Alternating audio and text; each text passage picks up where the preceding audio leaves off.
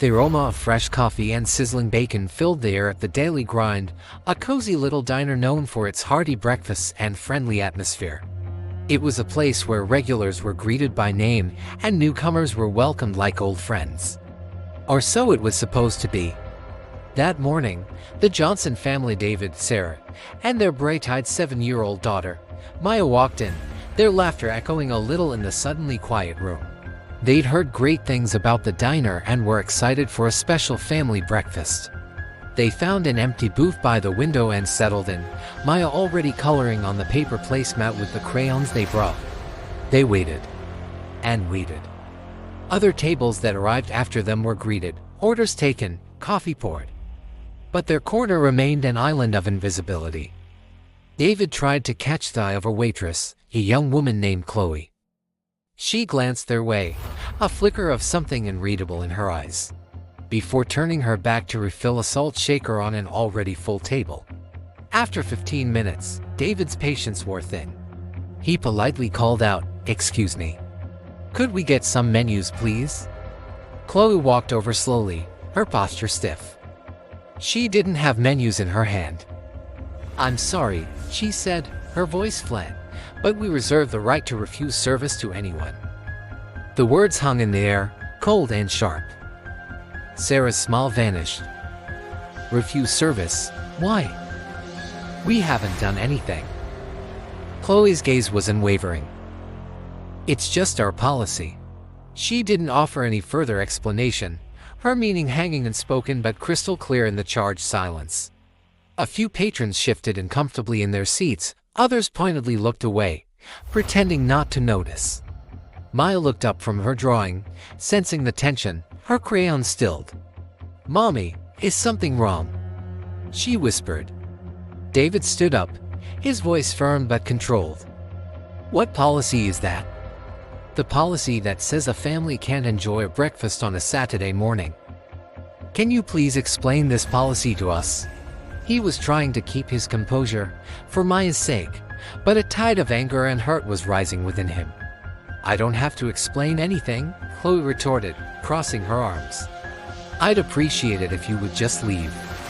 Just then, a man in his late 50s with a kind face and a flour-dusted apron emerged from the kitchen, wiping his hands on a towel. It was Mr. Henderson, the owner.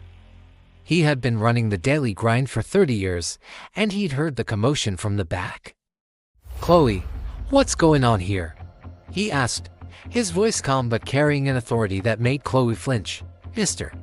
Henderson, I was just telling this family that we're a bit busy right now," she stammered, avoiding his gaze. Henderson looked from Chloe's defiant face to the Johnson family's bewildered and hurt expressions. He saw the little girl clutching her crayons, her eyes wide with confusion. His brow furrowed. "Busy? Chloe, I see at least 3 empty tables. And I heard what you said. We reserve the right to refuse service. That is not what I heard you tell the Millers when they came in 5 minutes ago." He turned to the Johnson family, his expression softening immediately.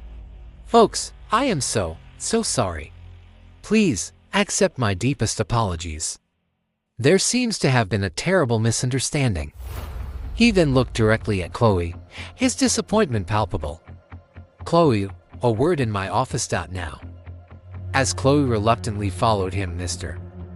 Henderson paused and turned back to the Johnsons. "Please, don't leave. Your breakfast is on the house. Everything. I'll take your order myself." He gave them a reassuring smile before disappearing into the back office. The diner was silent, all eyes on the Johnson family.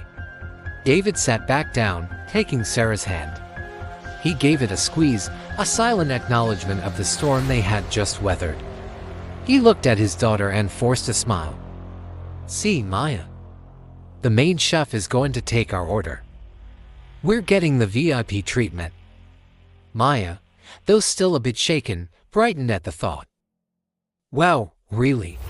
A few moments later, Mr. Henderson returned, a notepad in hand. "Now," he said warmly, "what can I get for the VIPs? I highly recommend the blueberry pancakes. I make the batter myself." His genuine kindness began to melt the icy tension in the room. He took their order with a smile, treating them not just as customers, but as honored guests. As he walked away to put the order in, Chloe emerged from the office, her face pale. She walked to the front, took off her apron, and left without a word, the bell on the door jingling softly behind her. Murdoch Henderson returned with a tray laden with 3 large glasses of fresh orange juice. "On the house," he said, setting them down. He looked at David and Sarah, his eyes filled with sincerity. "I want you to know," he began, his voice low so only they could hear, "that what happened here today is not what the daily grind stands for. It's not what I stand for. This place is for everyone. Every single person who walks through that door deserves to be treated with respect and kindness. No exceptions." He continued, "I opened this diner with my late wife. Her motto was, a good meal can fix almost anything, but a warm welcome fixes everything else. I've tried to live by that. What you experienced, it goes against every fiber of my being. I am truly sorry that my employee made you feel unwelcome in my establishment. It will not happen again." Sarah, who had been quiet until now, finally spoke, her voice thick with emotion. "Thank you. That means a lot. We were just trying to have a nice family breakfast." "And you will, Mr. Henderson promised. You will." Soon, plates of fluffy pancakes, perfectly cooked eggs, and crispy bacon arrived, delivered by Mr. Henderson himself.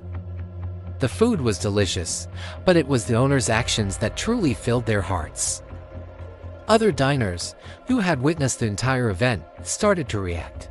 An elderly man from a nearby table leaned over. "Glad you stayed," he said with a nod. The young couple smiled warmly as they left, and the woman quietly said, "Your daughter is adorable."